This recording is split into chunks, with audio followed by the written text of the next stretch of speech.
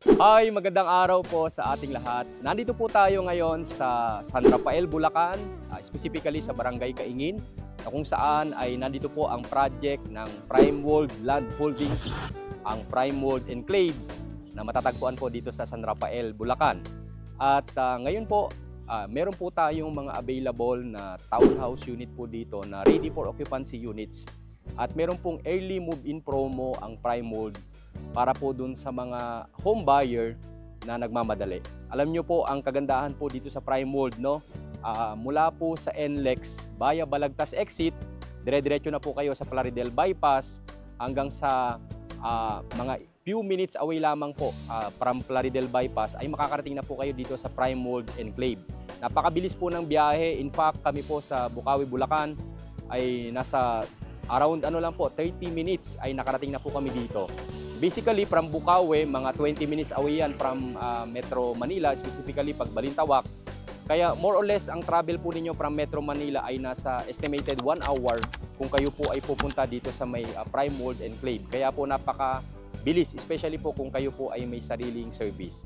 At right now, titignan po natin yung atin pong available na mga units. No? Pare-pareho lang naman ang itsura ng atin pong mga townhouses po dito sa Prime World. At yan po yung ating papakita at i-discuss po natin yung early move-in promo ng Prime World Enclave. Halika, tignan po muna natin ang atin pong actual turnover.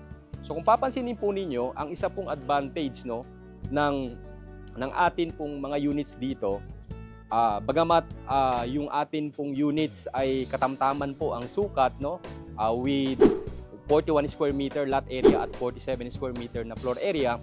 Kung papansinin po ninyo yung atin pong mga blocks, maaliwalas po siya. So sa ganito pong category ng housing, makikita nyo po talaga meron tayong pathwalk, yung atin pong expansion for our unit ay syempre meron po yung certain restrictions para ma-ensure po natin na talaga namang hindi siya mukhang crowded yung atin pong mga tinatayong structure, So yun po yung kainaman niya kung naghahanap po kayo ng talagang medyo mas maaliwalas at affordable na subdivision po, isa po ito sa pwede nyong i-consider.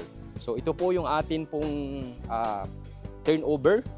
Of course, syempre meron po tayong meron po tayong space para po dito. Ito pong portion na to para po sa may mga sasakyan na sedan type, kakasya naman po dito sa atin pong parking area, Of course, syempre, ang atin pong expansion, kung gagawa po tayo ng, let's say, gate, ay hanggang dito po yan. Hanggang dito po yan. So, tingnan po natin ang loob ng atin pong property. So, ito, sakto lamang po ito. Hindi po kalakihan ang atin pong unit. Basically, pwede nyo pong lagyan ng maliit na reception at yung ating pong dining area dito po sa ating loob po nito. Mamaya po, tingnan natin yung model house para po mas ma-appreciate natin kung ano yung expansion na pwede po natin gawin. And ang likod naman po natin ay, of course, syempre, meron po tayong space dito na nasa 2 meters, And dito po yung ating lababo. So, basically, maluwag po ang atin pong likod, At tingnan naman po natin ang ating taas. By the way, kung ano po yung nakikita nyo right now, ito na po yung actual turnover dito po sa Prime World Enclave, Naka-tiles na, kompleto na po sa pintura, gamit nyo na lang po ang kulang, dito po sa ating unit. And kung napansin po ninyo, wala po tayong CR sa baba kasi ang atin pong comfort room ay nandito po sa ating second floor. So nagtataka po tayo, bakit ba second floor yung ating comfort room, Of course, syempre meron din advantage kapag sa second floor, especially kung meron po tayong kapamilya na medyo mas may edad na, nasa senior citizen, ang hindi nila kailangan gumawa. At kung sakali naman, inaalaw naman na mag-expand kayo, pwede kayo magpagawa ng isa pang CR, mas madali pong magpagawa sa ground floor ng additional CR kung kayo po ay magpapagawa, So wala nang maabala kasi kung expansion nyo sa likod, so kahit may gumawa nun, hindi maabala. Unlike kung originally meron sa ground floor, tapos sa second floor ka magpapagawa ng CR, medyo mas hassle sa pagpapagawa, So ito yung ating isang room, no? Kasya naman yung typical natin dito na bed, no? And we also have another room po dito. So naka-tiles naman na po itong ating mga rooms, no? So basically, gamit na lang po ang atin pong mga dadalhin pagdating po dito. And tingnan po natin yung atin pong model house sa likuran po.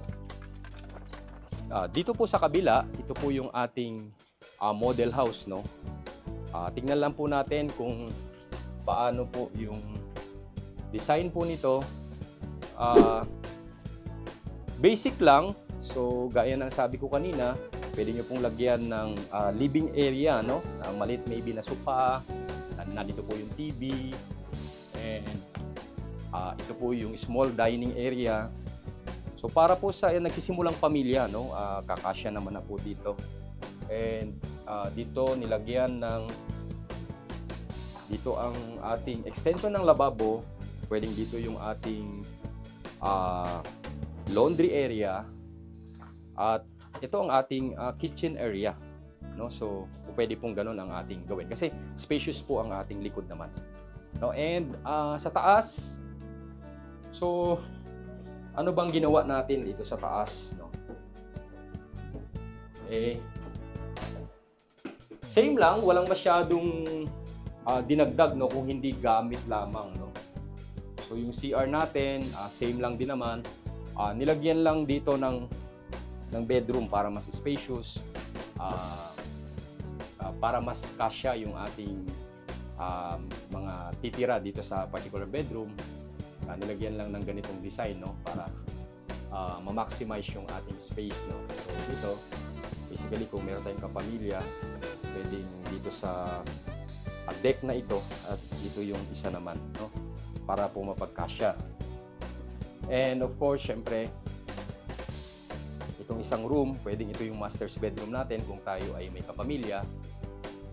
And dito ay ito kasi yung sa ceiling doon sa may atin pong stair, tapos nilagyan lang po ng cabinet para mas ma-maximize po itong ating area po na ito. So yan po ang ating makukuha dito sa Prime Mold Enclave.